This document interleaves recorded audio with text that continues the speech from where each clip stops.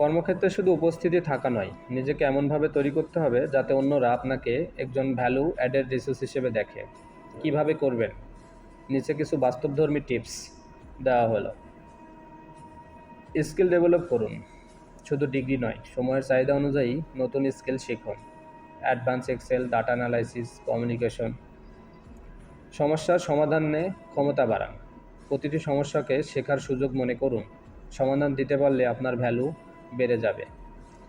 Network গড়ে তুলুন, LinkedIn, professional event, যেখানে আপনি সুযোগ পান মানুষের সাথে যোগাযোগ করুন। আপনার কানেকশনই হতে পারে পরবর্তী সুযোগ।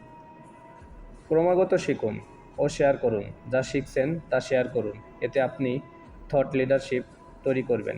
নিজেকে ব্র্যান্ড করুন, নিজেকে প্রফেশনাল ব্র্যান্ড হিসেবে উপস্থাপন করুন। সিভি, লিঙ্কডইন এবং অনলাইন উপস্থিতি হালনাগাদ রাখুন। মনে রাখবেন, নিজেকে রিসোর্স বানানো মানে শুধু চাকরি পাওয়া নয়, চাকরি তৈরি করা।